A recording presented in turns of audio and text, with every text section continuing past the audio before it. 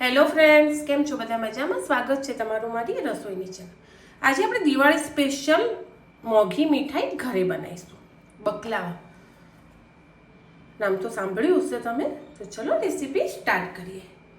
બહુ બધાને નામ સાંભળીને જ એમ થાય કે બહુ ભારે મીઠાઈ છે, મતલબ આપણે ના બનાવી શકીએ, પણ ચોક્કસથી તમે ટ્રાય કરો ને ફ્રેન્ડ તો બહુ જ મસ્ત બને છે. તો ચલો, એક વાટકી મેં લીધો છે મેદો. હવે એમાં આપણે 1 ચમચી તેલ લઈ લઈશું.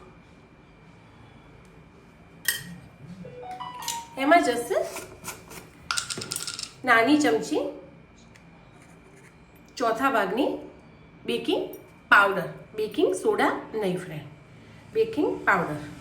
બસ અને મસ્ત એક લોટના કણમાં ભળે ને એવું મોયણ આપીશું. આ મીઠાઈ બહુ જ મસ્ત લાગે છે ફ્રેન્ડ.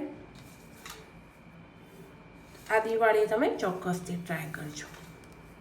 એક કણમાં ભળે એ રીતે આપણે એને ખારો અને તેલનું મેદાને મોયણ આપીશું. આ વખતે ઉતાવળ આમાં નહીં કરવાની.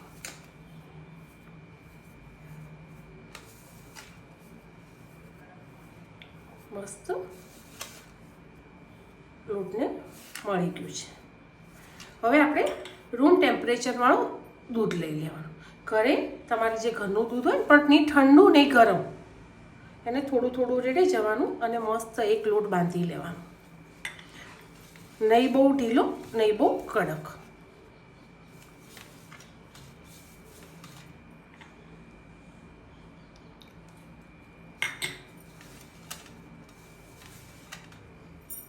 લોટ બંધાઈ ગયો છે અને 10 મિનિટનો રેસ્ટ આપી દઈશું. ત્યાં સુધી આપણે બીજી તૈયારી કરી લઈએ. ચલો ફ્રેન્ડ, લોટ તો આપણો થઈ ગયો છે, પણ પહેલાં એના માટે આપણે એક સાટો બનાવવાનો છે. તો એના માટે 2 ચમચી કોર્નફ્લાવર કાં તો 2 ચમચી આરા લોટ. તમારી જોડે જે વસ્તુ હોય, કોર્નફ્લાવર હોય તો કોર્નફ્લાવર લઈ લેવાનું, આરા લોટ હોય તો આરા લોટ લઈ લેવાનો. તો મેં 2 ચમચી એ લીધો છે સાટો બનાવવા માટે લોટ, આરા લોટ લીધો છે. તો હું એમાં 2 ચમચી જેટલું પહેલાં ઘી એડ કરીશ. ઘી જ લેવાનું અને બને ત્યાં સુધી આર્યો લોટ જ લેજો. થોડું વધારે એડ કરી પહેલાં સાટો બનાવીને આપણે મૂકી દઈશું, પછી એની શીટ તૈયાર કરીશું. અને જે ઘરે હાજર હોય એનું ડ્રાયફ્રૂટ લઈ લેવાનું.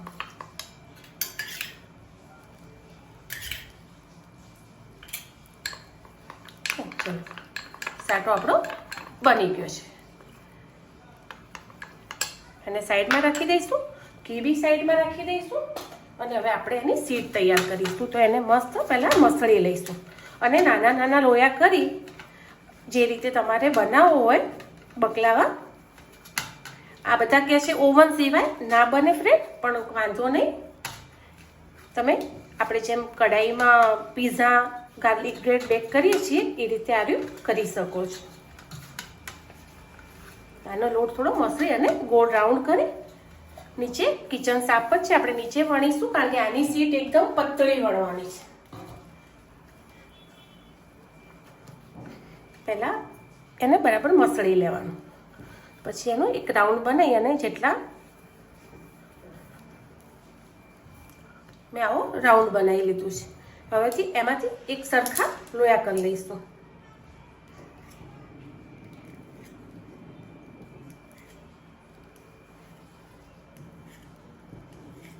લોયા એક સરખા થયા છે. એને આવી કોઈ બી પ્લાસ્ટિકની બેગ હોય તમારે નાની મોટી, એમાં ભરી દેવાના. સુકાવવું ના જોઈએ, તમને પ્રોપર વણતા ફાવવું જોઈએ. એક સીટ એક લોયું મેં લઈ લીધું છે અને બરાબર મસળી અને એને વણી લઈશું. એની પતળી સીટ તૈયાર કરીશું. એની સીટ એકદમ પતળી વણવાની ફ્રેન્ડ. આપણો હાથ બી દેખાવો જોઈએ. દેખાય છે? જેટલી સીટ પતળી વળશો ને એટલું એનું રિઝલ્ટ તમને સારું મળશે. નાના મોટા જે સાઈઝના તમારે કરવા હોય એ રીતે. બરાબર. હવે હજુ હું થોડી વણી લઈશ.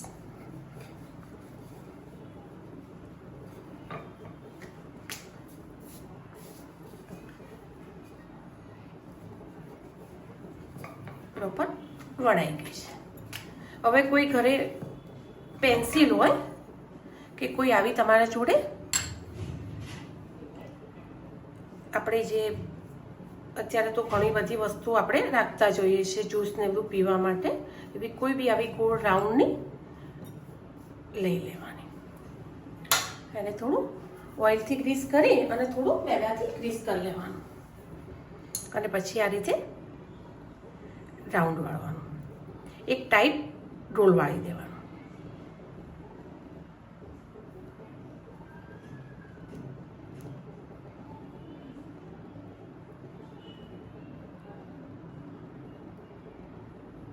દેખાય છે? આપણે થોડી થોડી એને આ રીતે લેયર કરતા જવાનું છે.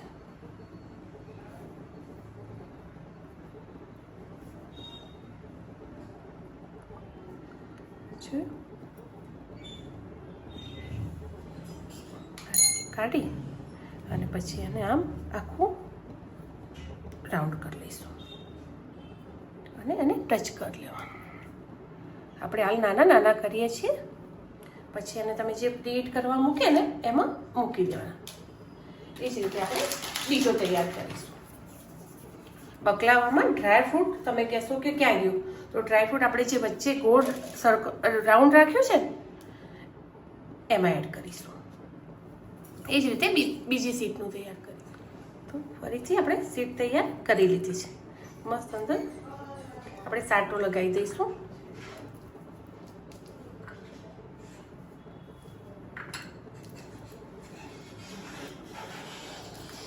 અંદર જો તમારી ઈચ્છા હોય તો અંદર તમે ડ્રાયફ્રૂટ બી આ રીતે એડ કરી શકો છો. ફરીથી આપણે આપણી જે રાઉન્ડ વાળવા માટે જે વસ્તુ લીધી હોય એને પ્રોપર વાળી લઈશું.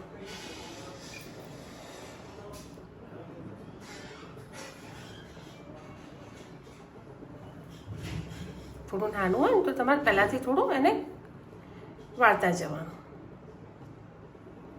અંદર ડ્રાયફ્રૂટ એડ કર્યા છે ને એટલે થોડુંક એવું લાગશે તમને.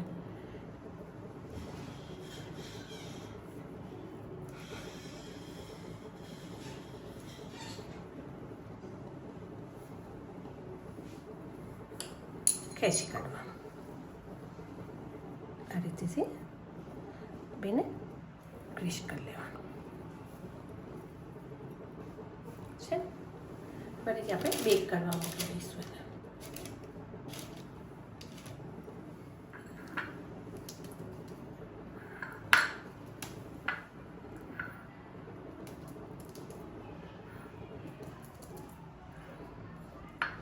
સાટો લગાવી દેવાનું બધે પ્રોપર.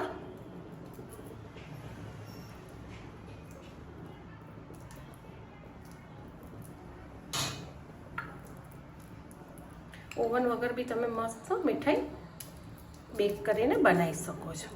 કંઈક અલગ માવાની કે ના ખાવી હોય તો ચોક્કસથી આ રેસીપી ટ્રાય કરજો.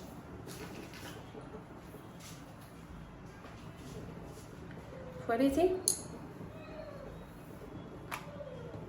નીચેથી પહેલાં ઉખાડી અને પછી જ રાઉન્ડ વાળવાનું, એટલે ચોટી ના જાય. ટાઈટ રાઉન્ડ વાળી લઈશું.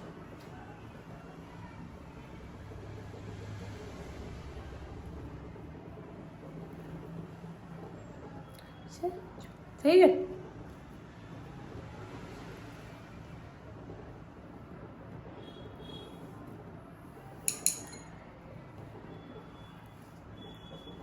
મસ્ત સીલ વાળી દઈશું આ રીતે. અંદર ભરવું હોય ડ્રાયફ્રૂટ તો બી ભરી શકો અને એમને એમ કરવું હોય તો બી કરી શકો. હવે એને બેક કરવું છે તો બેક કરવા માટે મેં કઢાઈ મારી વેસ્ટ હતી એ મૂકી દીધી છે. તો ચલો બતાવીએ. મેં મારી આવી વેસ્ટ કઢાઈ હતી એમાં મૂક્યા છે. પહેલાં દેખવા માટે નાનું કર્યું હતું અને પછી પ્રોપર આપણે આ શેપ આપ્યો છે એનો. તમે સિમ્પલ રીતે શેપ આપીને બી બકલાવા કરી શકો. જરૂરી નથી કે આપણે જે રીતે ઓવનમાં કરીએ એ રીતે જ કરવા. તો ચલો હવે આપણે આવી કોઈ વેસ્ટ કઢાઈ હોય ને તો તમારે એ લઈ લેવાની અને એને મસ્ત પ્રીહીટ કરી 5 મિનિટ અને આ રીતે બેક કરવા મૂકી દેવાનું. જે વેસ્ટેજ કઢાઈ ઢક્કણ કે એવું હોય. અને હવે મેં લગાવી દીધું છે એના ઉપર મસ્ત બટર. હવે એને ઢાંકી દઈશું 35 મિનિટથી 40 મિનિટ તો જોઈશે જ.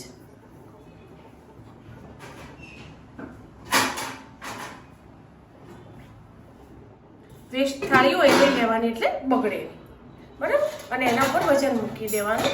પછી એને 15 થી 20 મિનિટ પછી તમે જોજો. પ્રીહીટ કર્યા પછી આપણે મૂકીએ એટલે ફૂલ ગેસ કરવાની કે કોઈ જરૂર નથી ફ્રેન્ડ. બરાબર. 15 મિનિટ પછી જોઈ લેવાનું કે આપણી ઓવરકુક નથી થઈ જતી ને. પણ 35 થી 40 મિનિટનો ટાઈમ આ રીતે બેક કરવામાં કઢાઈમાં જોઈશે જ. એ થાય ત્યાં સુધી આપણે ચાસણી બનાવીશું. ચાસણી બહુ તારવાળી નહીં જોઈએ, નોર્મલ જ જોઈશે. તો ચલો, બાજુમાં બેક થાય છે ત્યાં સુધી મેં ચાસણી કરવા માટે 3 ચમચી ખાંડ લઈ લીધી અને 1.5 ચમચી જેટલું પાણી લઈ લઈશ. આપણે વધારે નથી કરી એટલે કોઈ ઓવર ચાસણી કરવાની નથી. આપણે કઢાઈમાં કરી છે બેક પહેલી વાર કે ભાઈ કેવી થાય છે. બહુ જ આ મીઠાઈ બહુ જ બધા વખાણે છે કે બહાર મોંઘી મળે છે, તો પહેલાં ટ્રાય માટે મેં આટલી જ કરી છે. તો ચાસણી કરી લઈશું. એમાં ચાસણીમાં તમને જો ઇલાયચી ફ્લેવર ભાવતો હોય તો થોડી ઇલાયચી નાખી દેવાની. કોઈ એસેન્સ હોય તમારી જોડે કેવડાનું કેવું તો એ એડ કરી દેવાનું. હું ઇલાયચી ફ્લેવર આલી રહી છું એટલે થોડા ઇલાયચી મારા જોડે પીસેલી છે એ એડ કરી લઈશ ખાંડ સાથે જ. અને નહીં એક તારની ચાસણી જોઈતી, નહીં બહુ પતળી જોઈતી. મસ્ત એક સિરપ જેવું આપણે તૈયાર કરીશું. અને ડ્રાય ફ્રૂટમાં પિસ્તા અને બદામ મારી જોડે પડ્યું હતું, એ હાલ અંદર ભર્યા છે. થોડા ઉપરથી ફરી ગાર્નિશ કરવા આપણે પિસ્તા અને બદામ સમારી લઈશું. ડ્રાય ફ્રૂટ તમારી ચોઈસનું તમે જે બી વાપરવા માંગતા હોય લઈ શકો છો. તો આપણે સિરપ થવા દઈશું. ચાસણી તમને બતાવી દઉં. ખાંડ આપણી પીગળી ગઈ છે. થોડું એને હાથમાં લઈ અને ચેક કરવાનું કે તાર બને તૂટે એવી જ જોઈએ. બહુ એકદમ તારવાળી બી નથી જોઈતી અને બહુ પતળી બી નથી જોઈતી. તો પરફેક્ટ થઈ ગઈ છે ચાસણી.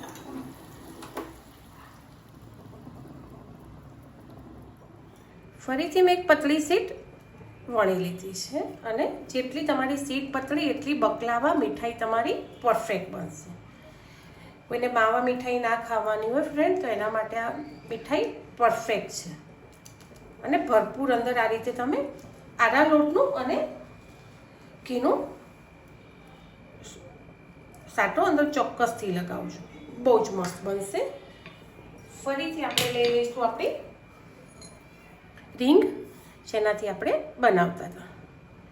ફરીથી એક ટાઈટ રોલ વાળીશું. 1-2 રોલ કરશો ને એટલે તમને પ્રોપર ફાઈ જશે. અંદર ડ્રાય ફ્રૂટ ના ભરવું હોય તો નહીં ભરવાનું, ભરવું હોય તો જ ભરવાનું, નહીંતર ઉપરથી તમે એને લગાવશો ને. ચલો ફ્રેન્ડ 20 મિનિટ થઈ ગઈ છે તો આપણે ચેક બી કરી લઈએ અને થોડું ઘીનો હાથ બી લગાવી છે ને પ્રોપર. જો નીચેથી બેક થવા લાગશે, કઢાઈ છે એટલે, પણ ઉપરથી થોડી વાર લાગશે.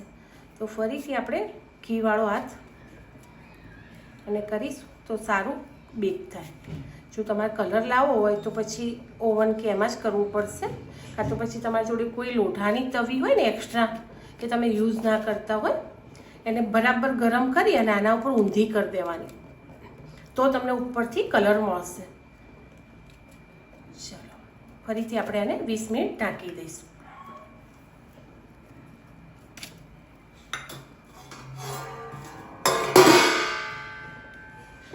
જબ આવ્યું છે તો આપણે ચાસણી બી જોઈ લઈએ. જો ચાસણી તૈયાર જ છે. હવે એ વખતે આપણે તમારી જોડે જો કેવડા એસેન્સ હોય તો એ એડ કરવાનું, અને કે ના કેવડા એસેન્સ કેવું નથી તો તમે આર્યું વેનીલા ફ્લેવર બી એડ કરી શકો છો. ગુલાબનો કોઈ ફ્લેવર ગુલાબ જળ હોય તો બી એડ કરી શકો છો, પણ એ તમે ઠંડી થાય ચાસણી પછી કરજો તો એની સ્મેલ તમને પરફેક્ટ મળે.